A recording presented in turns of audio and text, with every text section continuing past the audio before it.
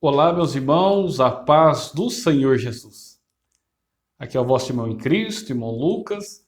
Para nós é um prazer mais uma vez estar aqui em nosso canal no YouTube da Demococa Ministério de São Bernardo do Campo. Neste momento estar compartilhando com vocês mais uma de nossas aulas de nossa escola bíblica dominical. E para esta ocasião estaremos estudando nossa lição de número 11, cujo título é Atributos da unidade da fé: humildade, mansidão e longanimidade. O texto áureo se encontra em Efésios, capítulo 4, e o versículo 1, que diz o seguinte: Rogo-vos, pois, eu, o preso do Senhor, que andeis como é digno da vocação com que fostes chamados. A verdade prática: a unidade na igreja depende de que os crentes evidenciem no cotidiano a humildade, a mansidão e a longanimidade. Agora estarei fazendo a leitura bíblica em classe, que está em Efésios, capítulo 4, versículo de 1 a 4, e também em Colossenses, capítulo 1, versículos de 9 a 12. Rogo-vos, pois, eu, o preso do Senhor, que andeis como é digno da vocação com que fostes chamados, com toda humildade e mansidão, com longanimidade, suportando-vos uns aos outros em amor, procurando guardar a unidade do Espírito pelo vínculo da paz.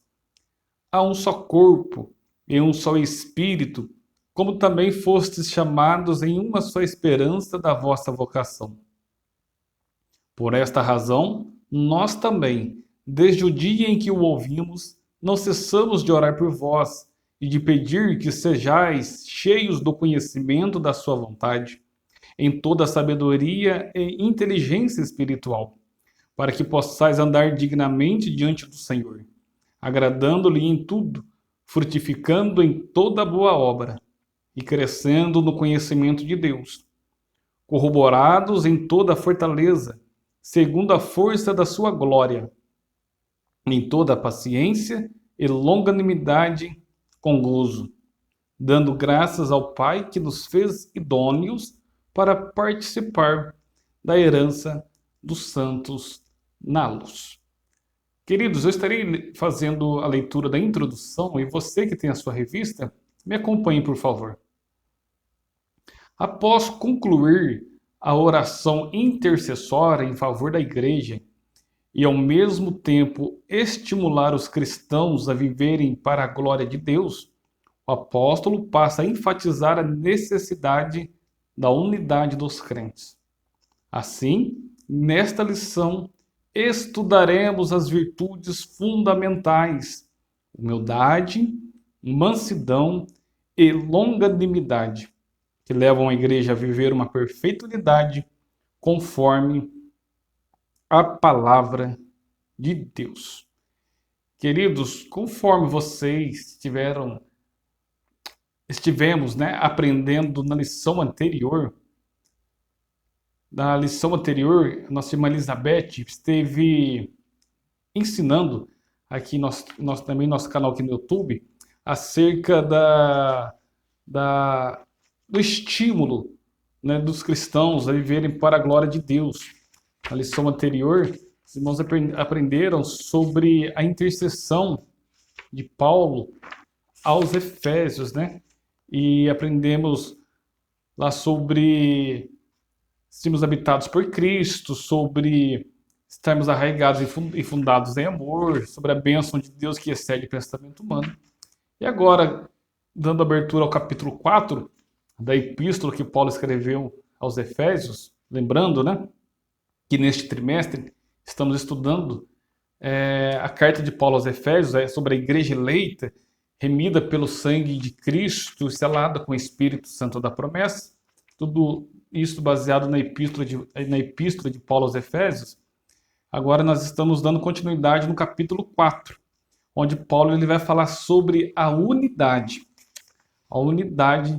da fé. E nesta lição nós vamos aprender sobre os atributos dessa unidade da fé, elencado pelo apóstolo Paulo, aqui no capítulo 4 de Efésios. E temos aqui 3 tópicos para tratarmos deste tema.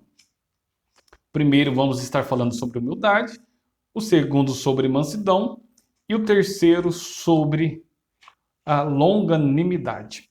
Todos esses virtudes essenciais para o cristão que realmente professa um novo nascimento, uma fé genuína em Cristo Jesus. O Senhor Deus nos conceda uma boa aula. O primeiro tópico fala sobre o seguinte tema: para haver unidade é preciso humildade. A humildade ela é uma virtude imprescindível para o fortalecimento da comunhão cristã. Se espera que os crentes que sejam humildes, né? Não somente diante de Deus, mas também entre eles. Em nosso meio, se espera que eu não seja apenas humilde diante de Deus, mas também eu preciso que essa humildade ela esteja sendo enfatizada, vivida, praticada, demonstrada no meu convívio entre os irmãos, na comunidade onde eu estou ali inserido. O primeiro ponto fala sobre o modo digno do viver do cristão. No versículo 1 do capítulo 4 de Efésios, Paulo ele começa dizendo o seguinte: rogo-vos, pois eu, o preso do Senhor, que andeis como é digno da vocação com que fostes chamados. É um apelo apostólico para que os crentes andem de modo digno da vocação.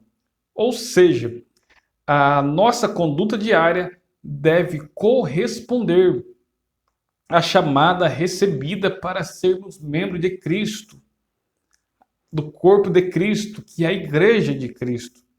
Então, isso pressupõe que o andar do cristão está diretamente relacionado com o nível de unidade que ele tem com Deus e com os irmãos. Se essa unidade que eu tenho com Deus e com os irmãos, ela é íntima, ela é profunda, com certeza meu modo de viver ele vai estar marcado pela humildade. Então nós vamos começar falando aqui da primeira virtude, da unidade da fé cristã. E a primeira que está em nossa lição, e já entrando no tópico 2, é a humildade. A humildade para os pagãos, ela não era considerada uma virtude. A humildade ela foi cunhada pelos cristãos, pelo cristianismo. Com certeza, Cristo é o maior exemplo dessas 3 virtudes que estaremos elencando aqui nesta aula nossa. E a humildade ela foi elencada, ela foi cunhada pelos cristãos. Para os povos pagãos, para os romanos, para o grego, ela não era considerada uma virtude, muito pelo contrário. Humildade para esses povos era uma atitude negativa, era uma fraqueza de caráter e falta de amor próprio. Já visto que tem pessoas que confundem, né, humildade com esses aspectos de fraqueza, falta de amor próprio, fraqueza de caráter. Mas nós vamos entender que humildade não é isso. Na vida de Cristo, a humildade ela aparece como virtude. Lembra que Paulo escreveu à igreja de Filipos, em Filipenses capítulo 2, versículos 6 e 7, que diz que mesmo sendo Deus, ele não teve por usurpação ser igual a Deus. Isso é a humildade de Cristo. O que é a humildade de Cristo? É o próprio Cristo renunciar atributos divinos e assumir a fragilidade humana. Isto é a humildade de Cristo. Diferente da humildade humana. A humildade humana é reconhecimento interior do pecado e fragilidade humana. Nós temos vários exemplos disso, da humildade de Cristo, né? A humildade de Cristo, nós vemos que é uma humildade que se esvazia. Acabei de citar Filipenses capítulo 2, né, versículos 6 e 7, que ele aniquilou-se a si mesmo, tomando a forma de servo.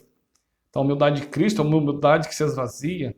A humildade de Cristo é uma humildade que serve, servidora, ainda em Filipenses, capítulo 2, agora no versículo 7, diz que ele tomando a forma de servo e fez-se semelhante aos homens. Lembra do episódio do lava-pés, né? Quando Cristo ele toma-se a forma de servo, ele faz-se de servo dos discípulos, lavando-se os pés dos discípulos. Então a humildade de Cristo é uma humildade que serve, servidora, é uma humildade que se esvazia. E também a humildade de Cristo é uma humildade sacrificial.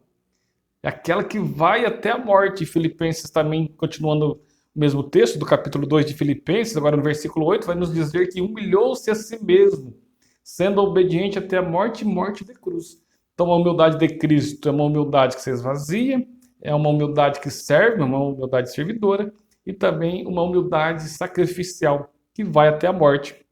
Exemplos esses que nós precisamos tentar segui-los. Então, humildade ela não é movida pela falsa aparência. Ela é sim uma opção, ou é uma ação que reconhece a importância e o valor do outro. O pastor Hernandes Dias Lopes, em seu comentário acerca do livro de Efésios, neste mesmo assunto, ele diz o seguinte, que humildade representa por Cristo em primeiro lugar, os outros em segundo lugar e o eu em último lugar. Por Cristo em primeiro lugar, os outros, o meu próximo, em segundo lugar e o eu em último lugar. Isto é um exemplo de humildade que nós aprendemos com o nosso Cristo. Terceiro ponto, a verdadeira humildade. Então nós vemos que o que fica claro em Jesus e no ensinamento apostólico de Paulo é que a pessoa humilde ela expressa modéstia, né? Em oposição ao orgulho, à arrogância. Então a humildade trata-se de uma postura que favorece o bem da coletividade, no lugar do egoísmo. Não é algo, um sentimento, um aspecto egocêntrico. É algo coletivo. É algo que visa toda a comunidade, todos que estão em volta de mim, e não apenas o eu. Então, na nossa revista, nosso pastor, nosso comentarista, diz o seguinte, que a verdadeira humildade coopera para a harmonia nos relacionamentos e promove a humildade no corpo de Cristo. E lembrando que não há quem possa desenvolver essa conduta sem que o Espírito Santo o transforme. Então nós vemos que a humildade é uma virtude indispensável para a comunhão. Se eu não sou humilde, se eu não tenho humildade, vai ficar difícil eu colaborar, vai ser difícil eu estar cooperando para a comunhão e para o desenvolver desta unidade na comunidade, seja a comunidade onde eu moro, seja a minha comunidade religiosa, a igreja, onde nós cultuamos, nos reunimos para estar servindo ao nosso Deus. Eu preciso de ter este fruto do Espírito, que é a humildade, para estar desenvolvendo essa conduta. O segundo tópico diz-nos o seguinte: o tema é para haver unidade é preciso mansidão. No primeiro tópico, afirmamos que para haver unidade é preciso humildade. Agora, no segundo, para haver unidade é preciso mansidão. Primeiro ponto, mansidão também é um fruto do Espírito. Lembrando que as 3 virtudes que estamos elencando fazem parte dos 9 frutos do Espírito tratado por Paulo quando ele escreve aos Gálatas. Então, a mansidão é um fruto do Espírito. A palavra mansidão, de acordo com a nossa lição, ela transmite o conceito de ternura, gentileza, cortesia, e paciência. Essa qualidade ela é listada como um dos aspectos do fruto do Espírito nas Escrituras Sagradas. Então, a mansidão ela é um estado que deriva da humildade.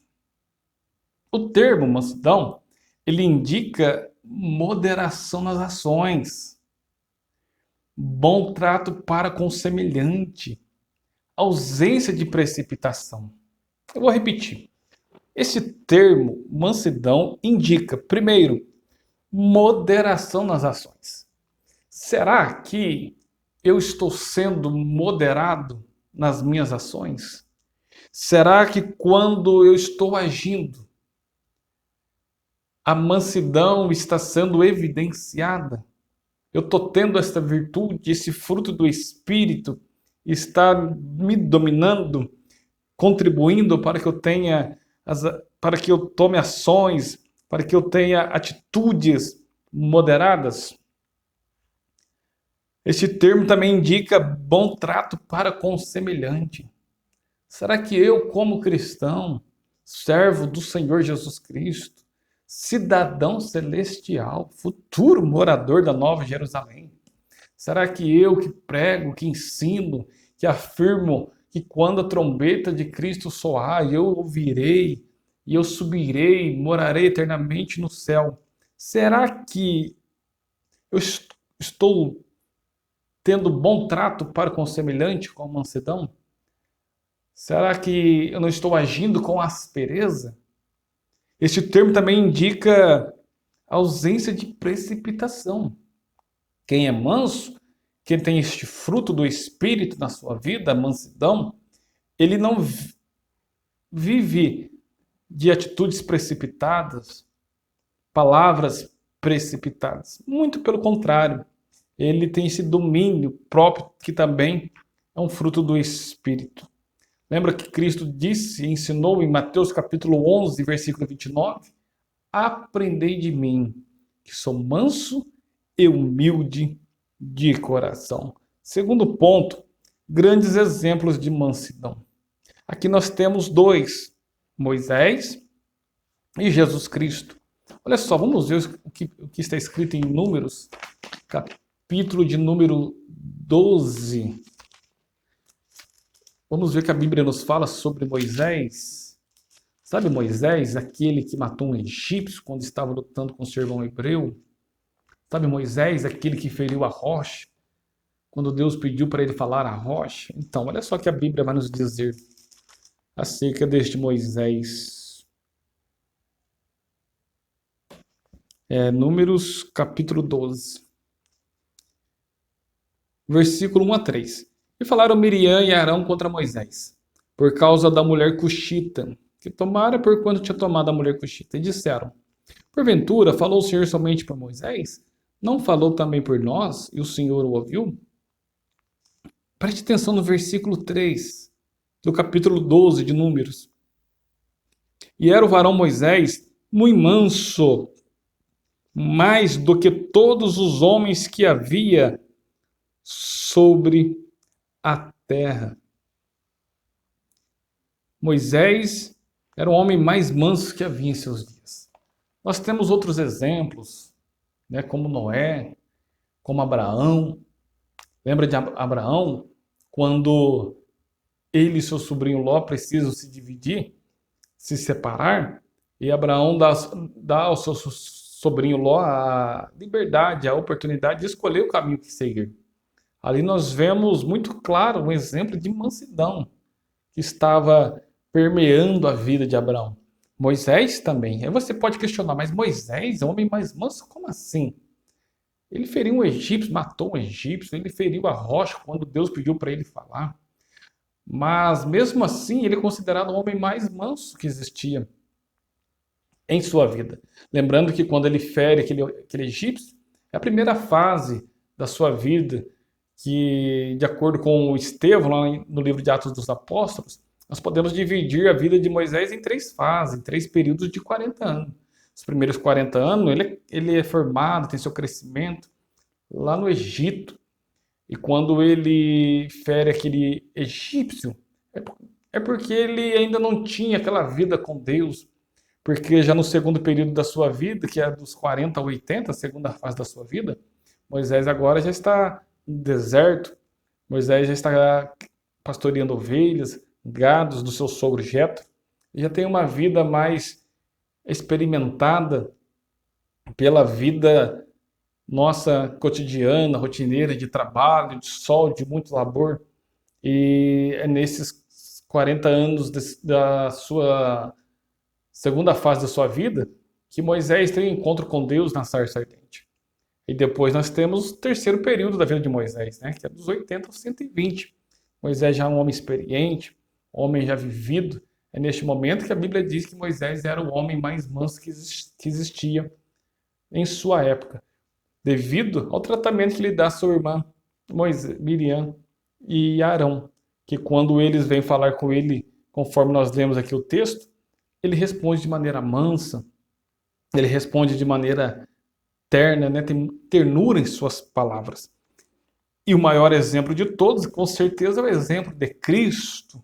Imagina homens que estão desferindo-lhe golpes, cuspindo-lhe em sua face, homens que estão o humilhando, homens que estão lhe desferindo golpes, punhaladas, e mesmo assim na cruz do Calvário, em seu último fôlego de vida, ele intercede por eles, pede a Deus pelas suas vidas, roga ao Pai por a vida daqueles que o estão maltratando. Isto é um exemplo de mansidão. Então, nessa mesma perspectiva, nós vemos que tanto Cristo e tanto Moisés, eles não revidaram, nem guardaram rancor quando foi atacado pessoalmente. Isto é mansidão. Então, nós temos exemplo da mansidão diante das mais difíceis circunstâncias. A mansidão, ela vai se tornar evidente e realmente eu vou saber se eu tenho ela em minha vida ou não diante de circunstâncias mais diversas. Geralmente, nas circunstâncias mais difíceis, é que a mansidão ela precisa ser demonstrada, vivida, evidenciada em nossas vidas. Ponto 3, a verdadeira mansidão. Então, pessoas com essa virtude são disciplinadas e capacitadas a perseverar na perseguição. Essas pessoas não revidam maus tratos sofridos. É aquilo que Jesus ensinou no Sermão do Monte. Aquele que lhe desferiram golpe em sua face, dá outra face. Aquele que pedir-lhe a sua capa, dá ele duas. Aquele que é considerado por você seu inimigo, é este que você tem que amar. É você suportar os maus tratos, não ceder à provocação, não dar espaço a ressentimento. Isso tudo é mansidão. E essa virtude, mansidão, assim como humildade, não significa fraqueza ou inferioridade. Porque às vezes o nosso orgulho, às vezes a nossa natureza carnal, não aceita afronta. É muito comum nós ouvirmos em nosso meio, na nossa comunidade, pessoas dizer o seguinte: eu sou convertido, mas o meu braço, esse não é não. Nós vemos outros dizer assim: olha, não mexe comigo não, porque eu sou convertido, mas a minha boca não. Isso não demonstra uma genuína conversão. Muito pelo contrário. É uma conversão superficial. É uma vida cristã marcada pela superficialidade. É uma vida marcada pela aparência religiosa. Não tem nada de cristianismo na vida desses que assim agem. Porque tem pessoas que dão lugar ao ego, ao orgulho, que quando são ofendidas, quando são atacadas, quando são maltratadas, aí o seu orgulho diz: mas você vai deixar quieto? Você vai aceitar isso? Você vai admitir isso? Aí a sua natureza carnal te leva a você, a sua vida passada, de quando você vivia sem Cristo, sem Deus, quando você vivia dominado pelo pecado, que você revidava, você não deixava nada barato, você resolvia tudo aos gritos, na pancada, na luta corporal. Aí a sua natureza pecaminosa vai dizer: olha, mas você vai aceitar isso? Você vai aceitar que fulano fez isso com você? Você vai aceitar que ciclano falou de você? Não, você precisa ir lá tirar satisfação. Aí, no mesmo tempo, você diz: mas eu não posso, eu sou crente. Aí, às vezes, você pode pensar: mas se eu não revidar, se eu não mostrar realmente quem eu sou, porque eu sou crente, mas eu não sou bobo, não. Porque tem pessoas que pensam que ser crente é ser bobo. Não é isso que às vezes permeia nossa mente? Porque às vezes a nossa carnalidade, a nossa natureza pecaminosa, quer mostrar que agindo assim é um sentimento de inferioridade, de fraqueza. Muito pelo contrário, indica o mais seguro controle emocional. Indica mansidão, ela trata da submissão do homem para com Deus e sua palavra. Né? É a presença do Espírito Santo proporcionando suavidade e domínio próprio. Agora você tem que agir de maneira diferente. Agora você tem que olhar essas circunstâncias e dizer: eu sou crente, eu sou servo de Deus, eu preciso amar. Ele ainda não conhece a Deus, ela ainda não conhece a Deus. Eu preciso ir para as redes sociais, que hoje é muito comum, né? Nós vemos as pessoas correndo às redes sociais, se desabafando, contra-atacando, desferindo palavras pejorativas contra outras pessoas, porque fulano falou dela, ciclano falou dela. Querido, deixa disso. Você é crente, você é serva de Deus, você é servo de Deus, você tem uma nova identidade, você tem uma nova cidadania. Você foi comprado pelo sangue de Cristo. Você foi lavado pelo sangue de Cristo. Você é eleito. Você é um cidadão celestial. Você é um predestinado a estar morando eternamente com Cristo. Não perca a sua posição de servo de Deus para as indagações do inimigo e de pessoas que não conhecem ao nosso Cristo. Quarto ponto: mansidão pressupõe conciliação. O comportamento conciliador é a demonstração prática da conduta de quem possui mansidão, por meio de uma postura equilibrada diante de circunstâncias adversas. Então, quem é manso, ele tem um comportamento conciliador. Agora, quem já não é manso, quando ele está diante de questões adversas, circunstâncias adversas, por exemplo, vou deixar aqui um exemplo. Às vezes você encontra com algum irmão que foi magoado, algum irmão que está ferido por uma outra pessoa, por um outro irmão que o feriu com palavras, com atitudes. Aí a pessoa que não é manso, a pessoa, o crente, que não tem mansidão, ele vai fazer o seguinte: ele vai aconselhar ela da seguinte forma: você não pode deixar isso barato, você não pode deixar isso passar, você não pode deixar esse negócio quieto. Você não pode deixar a poeira baixar, porque senão ele vai tornar a fazer isso de novo. O que vão dizer de você? Vai lá, fala assim, age assim, não deixa quieto não. Você vai aceitar fazer isso com você? Você não pode aceitar. Ah, porque se fosse comigo, eu agiria assim. Se fosse com alguém da minha família, eu não deixaria barato. Querido, o manso, ele é conciliador. Agora, quando é um manso, aí vem alguém lhe pedir conselho, desabafar com ele. Aí a mesma situação, vem alguém ferido, vem alguém magoado por uma outra pessoa.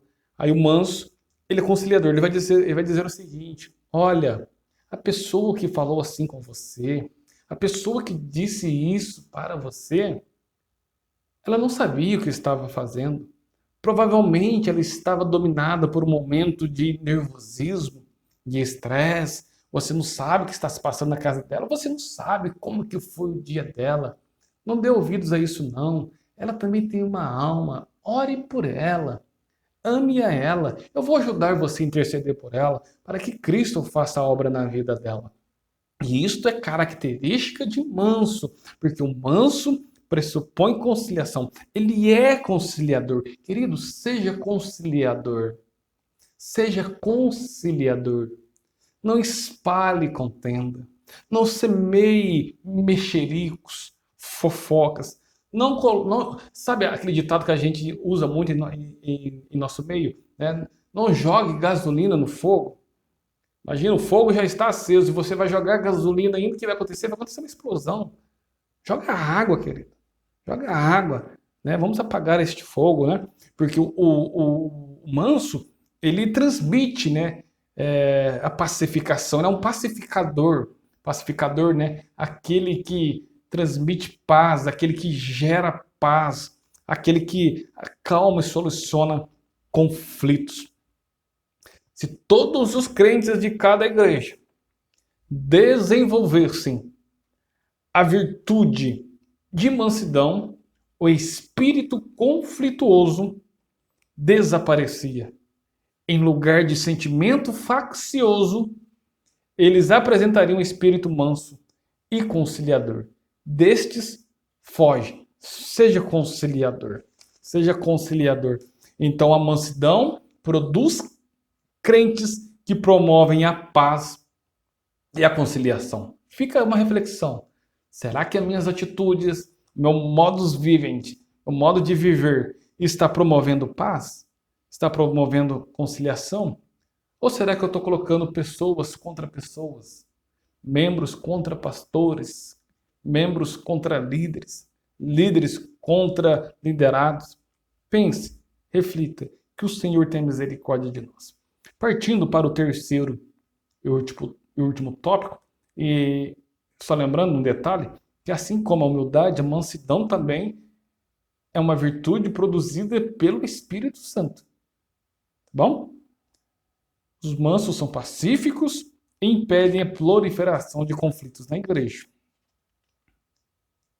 Terceiro, para haver unidade, é preciso longanimidade para o exercício do perdão. Então, para haver unidade, é preciso humildade, é preciso mansidão. Terceiro, é preciso longanimidade para o exercício do perdão. A virtude da longanimidade, ela capacita o crente, né? Ela capacita o crente, ela nos capacita a ser totalmente tolerante com os erros alheios e assim liberarmos o perdão aos ofensores. O primeiro ponto, longanimidade, um fruto do Espírito, assim como a humildade, assim como a mansidão. Então, longanimidade, de acordo com a nossa revista, ela tem um sentido de paciência, tolerância, constância, ou como o próprio nome deduz-nos a dizer, de ânimo longo. Em termos gerais, essa virtude significa tolerar pacientemente a má conduta dos outros. Ser longânimo é tolerar pacientemente a má conduta dos outros. Tanto que a Bíblia nos ensina a ser pacientes na tribulação, Romanos 12:12, né? Então, suportar os erros dos outros e as adversidades da vida são um lado prático da paciência, pois o próprio Deus é descrito como longânimo e tardio em irar-se. Salmos 86:15, na 1 e 3. Queridos, imagine se Deus não fosse longânimo para conosco. Se os nossos erros, nossas práticas, nossas falhas, todas as vezes que errarmos, Deus se irar conosco e não for longânimo e não tiver paciência conosco. Deus é longânimo, Deus é paciente para conosco. As misericórdias do Senhor são a causa de não sermos consumidos, né? Conforme Jeremias disse lá em suas lamentações. Agora imagina que se Deus é longânimo para comigo, por que eu não ser longânimo para com meu irmão? Se Deus é paciente com os meus erros, com as minhas falhas, por que eu não devo ser paciente com os erros e as falhas de meu irmão? Lembra que Jesus disse que antes de eu querer tentar tirar o cisco que está no olho do meu irmão, primeiro eu preciso enxergar, tirar a trave que está no meu olho. Porque o que nós mais vemos comumente em nosso meio, né, é pessoas impacientes para com os mais fracos. É pessoas impacientes para com os irmãos que às vezes têm uma má conduta, né, devido à sua fraqueza, à a sua falta de espiritualidade, mas nós precisamos ser pacientes com esses irmãos. Nós precisamos exercer a paciência, né? Só que para exercer essa virtude, né, da paciência, da longanimidade, isso requer o amor, que é o princípio basilar de todas as ações do crente salvo por Cristo. Segundo, suportando uns aos outros. Durante a nossa jornada cristã, nos depararemos com múltiplas situações de hostilidade. São nesses momentos conflituosos na igreja que devemos suportar uns aos outros. Essa expressão, suportar uns aos outros, ela indica que, infelizmente, teremos de enfrentar excessos cometidos em nosso meio, como as provocações alheias e atitudes carnais. E, infelizmente, no meio do trigo existe o joio. E se eu sou trigo, se você é trigo, devemos agir como trigo e não nos rebaixarmos ao joio. Não podemos, como trigos, fazermos semelhantes ao joio. Devemos manter a nossa posição de trigo, de não nos inclinarmos, de não nos rebaixarmos ao nível de que está o joio. Não devemos ceder às provocações. Não devemos aceitar essas provocações carnais como uma maneira áspera. Muito pelo contrário, precisamos agir com paciência, com domínio próprio. Essa palavra suportar, aí no texto, né, no versículo 2 do capítulo 4, não é aguentar um outro com resignação estoica, sabe? Estou suportando ela. Nossa. Sabe quando alguém te faz mal, quando alguém te provoca? Aí você fala assim, nossa, estou suportando ela. Mas quando você fala suportar ela, você está dizendo assim, eu não estou aguentando mais. Dentro de você está comichando, você está com raiva. O que mais você quer é se explodir, é partir para cima dela, é avançar nela, é avançar nele, partir para cima dele, né? E resolver do seu jeito, com a força do seu braço, com o braço carnal. Mas não é isso. Suportar aí é servir de amparo e suporte para o outro. Né? Fazer isso não deve ser um dever amargo. Suportar um outro não pode ser um peso para mim.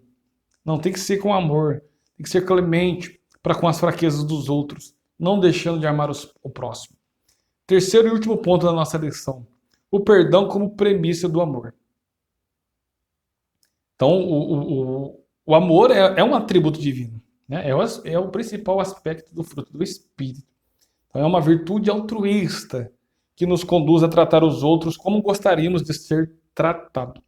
Então, desse modo, a tolerância entre os irmãos em Cristo deve ser mútua, isto é, amando ardentemente uns aos outros, com coração puro, perdoando e sendo perdoado. Né? Quando esse estilo de vida é adotado pelos crentes, acabam-se as disputas na igreja. Nós perdoamos porque fomos perdoados. Nós amamos porque primeiramente fomos amados pelo Mestre do amor, Cristo Jesus, o nosso Senhor. Então eu preciso perdoar, eu preciso amar, porque eu nasci de novo. Eu preciso que essas evidências, a humildade, a mansidão e a longanimidade estejam em evidência. É muito bom ter dons espirituais. É lindo, é bom e muito útil para a igreja. É muito bom e proveitoso ter dons ministeriais para servir a igreja do Senhor. Mas nada disso vale eu ter dons espirituais, eu ter dons ministeriais, se os frutos do Espírito não estiverem em evidência na minha vida. Porque fruto do Espírito evidencia caráter cristão. Caráter cristão é marcado, é visto pelos frutos do Espírito. Paulo ensinando a igreja de Corinto, né, no capítulo do amor, capítulo 13, na primeira carta aos Coríntios, Paulo disse, olha, ainda que eu falasse a língua dos homens, ainda que eu falasse a língua dos anjos, ainda que eu tivesse todos os dons, né? Vamos conferir aqui, 1 Coríntios 13, capítulo do amor, Paulo fala assim, olha, ainda que eu falasse as línguas dos homens e dos anjos e não tivesse amor, seria como o metal que soa ou como o sino que tine. Aí no versículo 13, Paulo diz o seguinte: olha, agora, pois, permanece a fé, a esperança e o amor. Estes três, mas o maior desses é o amor. Então não adianta nada eu pregar bem, eu ensinar bem, eu ser eloquente, eu louvar a Deus bem, eu ser um bom maestro, um bom regente, eu ser um bom evangelista, um ótimo missionário, ganhador de almas, um ótimo professor de teologia, de escola dominical, eloquente. Não adianta eu ter a voz afinadíssima, aveludada para louvar a Deus. Não adianta nada disso se eu não tiver amor e se os frutos do Espírito não estiverem em evidência na minha vida. Precisamos de humildade, precisamos de longanimidade, precisamos de mansidão para vivermos em unidade. Conclusão: vimos o convite de Paulo aos crentes para um viver digno de uma perfeita unidade. Para garanti-la, mostramos que algumas virtudes são essenciais. A humildade, que fortalece a unidade. A mansidão, que gere os conflitos. A longanimidade, que suporta os erros alheios. Quando os crentes vivem essas virtudes, as dissensões desaparecem e o nome de Jesus Cristo é glorificado. Querido, que Deus em Cristo te abençoe ricamente. Seja um ouvinte praticante. Reflita. Assim como eu também estou refletindo, já fiz as minhas reflexões ao estar estudando este assunto. Será que estou sendo manso? Será que estou sendo humilde? Será que estou sendo longânimo? Pense em suas atitudes, reflita. Será que você não está sendo um empecilho na sua comunidade? Será que a sua conduta, as suas ações não têm contribuído para a má continuidade da unidade na comunidade onde eu estou vivendo?